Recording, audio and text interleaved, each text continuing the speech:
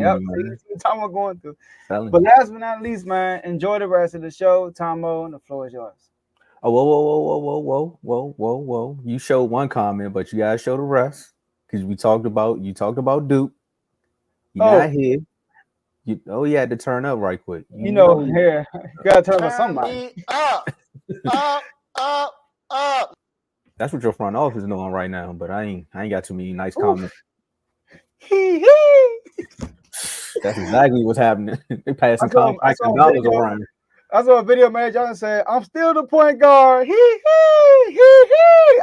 I'm gonna use that for the chat. You know what?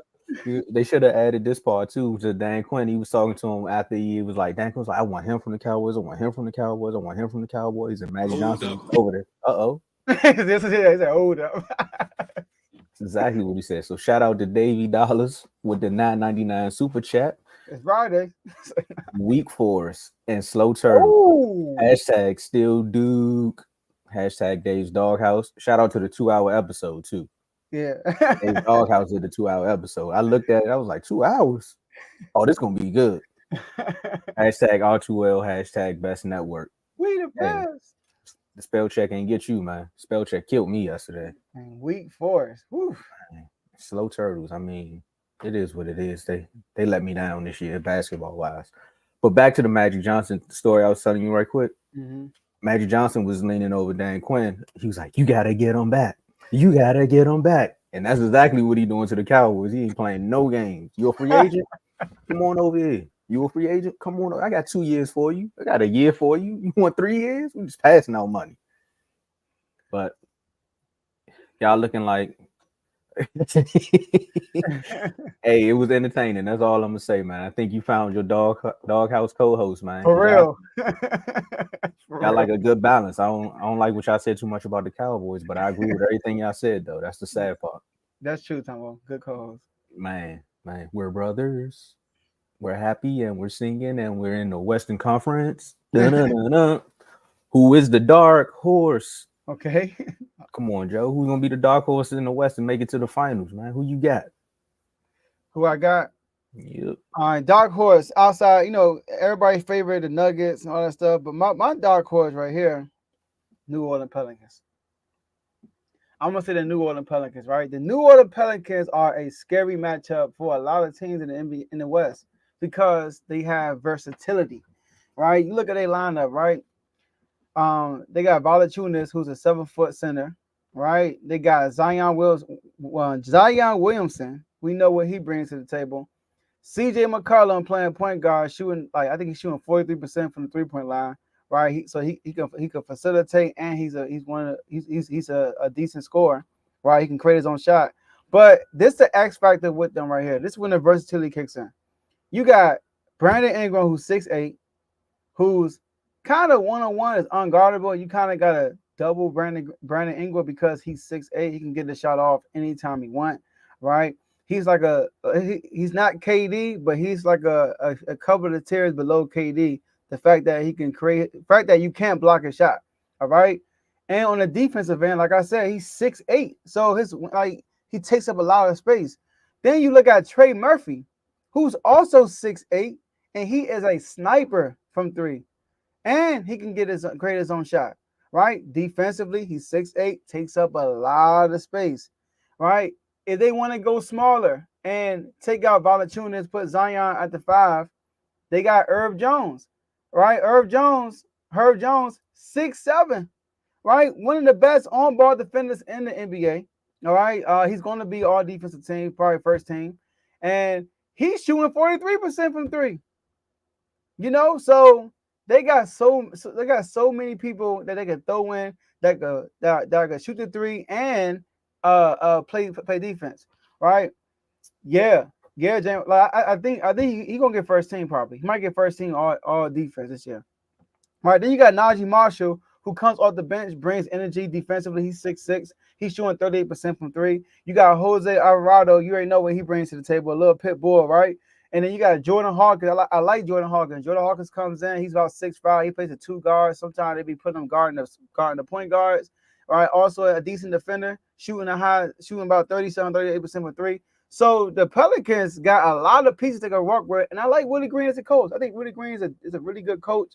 They gave the Suns a run for their money the last time they made it to the playoffs. But we always, I know J-Mo, and I think Javon too, we always said that if the Pelicans are healthy, they can contend for a championship because Zion is an X factor. I mean, like his hustle, his size, right? His ability to finish at the rim, and Zion is an underrated passer.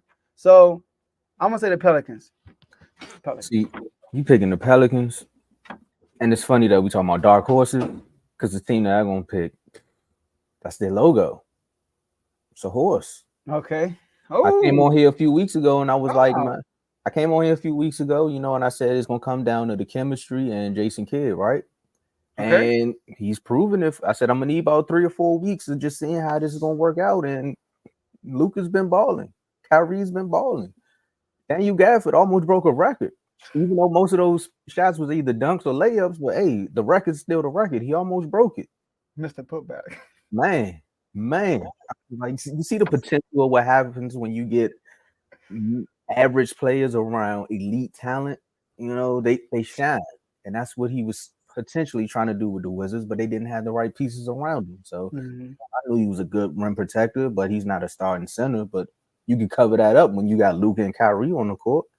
Jason Kidd, hey, shout out to you, Kev. You said he was making the right rotations. You said he was waking up when it was time to wake up. But as far as the West Coast, I'm gonna have to go with Luka and him, Mr. Triple Double, as as my man Perk would say. So they the dark horse to me, man. And Mm-hmm. Kyrie with his off ball scoring, you can see what his off ball game, his on ball game. Then you got Luka whenever he decides to show up and step in front of somebody and play defense, he can do something. But outside of that, he's dishing, he's rebounding, he's scoring. I'm going with the Mavs. Yeah. See, the thing with the Mavs to me, defensively, they have not been good. Now they did go on the win streak. They just lost.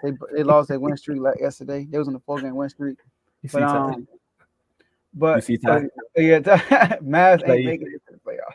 Play in play and in out. and play out. All right. So I mean I'm cool with the Mavs. The fact that they have Luca. They have Luca and they have Kyrie Irving. See, when Kyrie first came back, they got on a little slump. They lost to the Pacers, Cleveland. They beat Toronto, but then lost 3 straight. Boston, 76ers and Pacers. But then they won, like I said, they won a 4-game win streak. They beat the Miami Heat, the Pistons, if that worth anything, the Bulls, and the Golden State Warriors. But they lost to OKC by 7 without Luca. It was a close game. It was actually a good game. And then, I mean, they just pulled away in the fourth quarter. But I'm not mad at the Mavericks pick, but I want to pick them as a dark horse right now. But hey, when you got Luka on your team, I get it. I think the Pelicans, yeah, like man, they're gonna be dangerous time. They're gonna be a big match. They're gonna be a mismatch I for a see lot of what these y'all. teams. I see what y'all saying, and I understand it because you're talking about the overall aspect of the teams with the Pelicans. Yes, they have the size, they have the coach, which is okay. But do they have the playoff experience that a Mm, Kyrie has? That a yeah, Luka? I won't say Luka, but because Kyrie went to finals and he won yeah. finals. They made it to the playoffs and played the Suns, who went to the. Did they go to the finals that year? Yeah, they Uh, went. Yeah, they went Was to. that the year they won? They That's they the year they they. played the Bucks, right? No, that's the year they got. No. I'm tripping. That's the year they got beat by the Mavs. All right, but J-Mo, look, Phoenix. Yeah, a lot of people ain't talking about Phoenix. How you feel about Phoenix? Come on now, Oh, come on now. Nah, that's just me messing with Bradley Beal. But now I like Phoenix. I gotta see more from them as the big three. Like yeah. we all know what each individually they can do. We know what they can do when it's the duo of maybe KD and Bill or Booker and KD. But all three of them, I gotta see how they look in the actual playoffs. Like what Mhm, is that team going to be? They're a sleeper.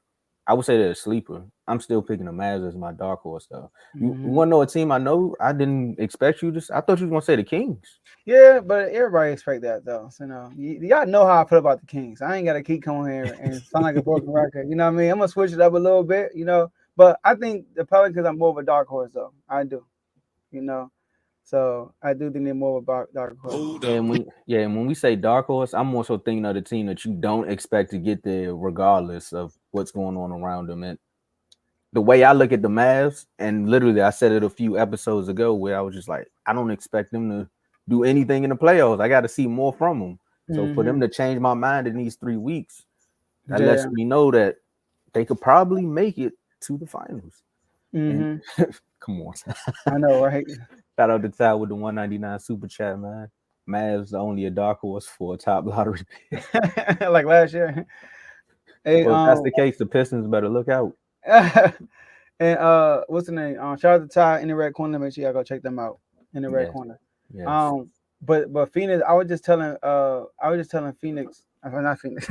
I was on the phone with J-Mo yesterday during the day, and we were talking about Phoenix. I said, see, with Phoenix, if they get out the West, I'm not gonna be like, man, I'm shocked. But if Phoenix get bounced in the first round, I wouldn't be shocked either. Like, because the lack of chemistry between him, Bradley Beal, and Devin Booker. The good thing about them is they do have 3 guys who can turn it on anytime. Bradley Beal is a decent point guard. I even said last year when y'all had him, I said that he can facilitate. He can play the point. I think he's good enough to play the point guard position. And they went and got a big. They got Nurkic, which is a huge deal. You look at the Warriors teams, they always had a big. They had Bogut. You know what I mean? They always had they had Festus Ezeli. They always had a big, right? That this is a big body who's going to protect the rim, and that's what Nurkic is and rebound. You know, and they got snipers all around. Like, first of all, KD, Booker, and Bill are snipers on their own, and they got Eric Gordon, Grayson Allen. You know, they got guys around them who can also be snipers. So and the positive too, to add to with just Bradley Beal's game, is that, you know, with most guards, they need the ball in their hand to create a shot. With Bill, you don't really need that. He can really facilitate. Go stand in the corner, you dish it to him, he can shoot it. His 3 percentage ain't the best, but with this team, he has looked better. Yeah, you know, because he's been on and off. And one thing that's underrated about Bradley Beal, he's really good off the ball. No, I'm not gonna say he's like Rip Hamilton, but off the ball, he doesn't stay. He's not a statue. He can move without the ball also. So does Devin Booker. Like, both of them, I mean, they just need more time. That's it. Yeah, like next year, I think next year, and they get more, like they get a better bench around them, they're gonna be good. Yeah, like James Tyler, be careful. You might fall to play. I'm just saying. He said, J-Mo, you misspelled J-Mo. Yeah, funny, bro. They turned up right now. All right. That's what happened when you got. It's crazy because the 3 teams is debating right now, looking like the 3 to 5 teams in the West that are all fighting for that 6, 7, 8, 5. Like, it's getting ugly. And then shout out to Carlo, man. Them boys been balling. They lost yesterday. But them boys been like, they went to the West and knocked out some teams in the West. And then they beat the Pacers just now. It's personal. I know. It's carryover from last year. Man. The classic episode. All right. Let's get to these shows, man. Let's talk about what else we got on the network, man. And if you don't agree with our dark horses, like, the comment section is there. Let us know how you feel. Who's your dark horse? And tell us why. Who's your dark horse? Who's your dark horse? All right, y'all. Look, man, like Tomo said, man, this is a network. This is R2L is a show, but this is also a network, right? And let's go over these shows